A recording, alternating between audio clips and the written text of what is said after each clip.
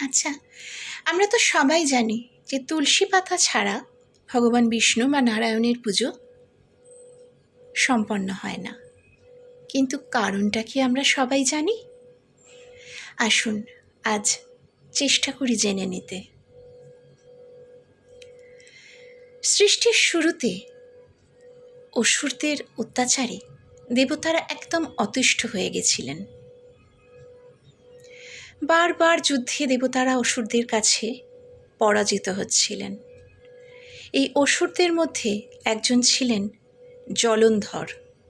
তিনি এক প্রকার অজেয় ছিলেন, কারণ তার স্ত্রী বৃন্দা ছিলেন সতী এবং অত্যন্ত পুণ্যবতী।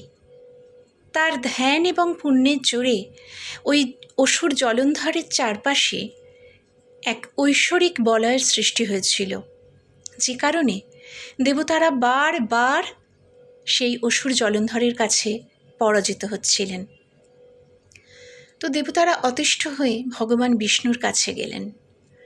ভগবান বিষ্ণু সব কিছু শুনে ঠিক করলেন যে বৃন্দার সতীত্ব যদি ভঙ্গ করা না যায়, তাহলে কিছুতেই জলন্ধরকে পরাজিত করা যাবে না। এই বলে তিনি স্থির করলেন তিনি নিজেই জলন্ধরের রূপ ধারণ করে বৃন্দার সামনে উপস্থিত হবেন। ভাবা মাত্রই তাই করলেন। আর বৃন্দা তার স্বামী এসেছে ভেবে তার ধ্যান ভঙ্গ করে ছুটে গেলেন স্বামীর কাছে।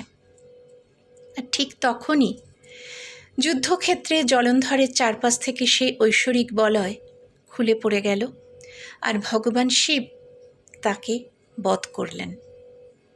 একটু পরেই যখন বৃন্দা পুরো ঘটনাটা বুঝতে পারলেন, তখন তিনি রাগে অপমানে একদম ফেটে পড়লেন। তিনি খালি ভাবছেন, যিনি তার আরাধ্য দেবতা, তিনি তাকে এইভাবে ছলনা করলেন। তিনি তখন রাগে অপমানে প্রায় অন্ধ হয়ে ভগবান বিষ্ণুকে অভিশাপ দিলেন, তুমি যেভাবে ছলনা করে আমার স্বামীকে আমার কাছ থেকে কেড়ে নিলে, তুমি কোনো অবতার রূপেই পূর্ণ হবে না। সেই জন্য ভগবান রাম সীতাকে পেলেও তাকে হাতছাড়া করলেন। ভগবান কৃষ্ণ রাধাকে ভালোবাসলেও তাদের ভালোবাসা কোনোদিন পরিপূর্ণতা পেল না। এবং ভগবান বিষ্ণুর পূজা তুলসী ছাড়া, তুলসী পাতা ছাড়া সম্পন্ন হয় না। তো ভগবান বিষ্ণু যখন বৃন্দা তাকে এই অভিশাপ দিলেন, তখন অত্যন্ত নরম সুরে বললেন, মা, তোমার অভিশাপ আমার কাছে অভিশাপ নয়, এ হলো আমার কাছে তপস্যা। ভক্তের ভক্তি আমার প্রধান উপজীব্য। কিন্তু বৃন্দা তো তখন ক্রোধে অপমানে দিকবিদিক জ্ঞানশূন্য হয়ে গেছেন। তিনি তখন অপমানের জ্বালা সইতে না পেরে জ্বলন্ত অগ্নিতে ঝাঁপ দিয়ে প্রাণ বিসর্জন দিলেন।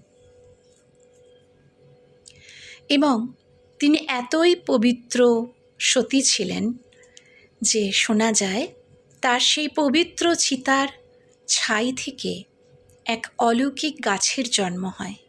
সেই গাছই হলো তুলসী গাছ।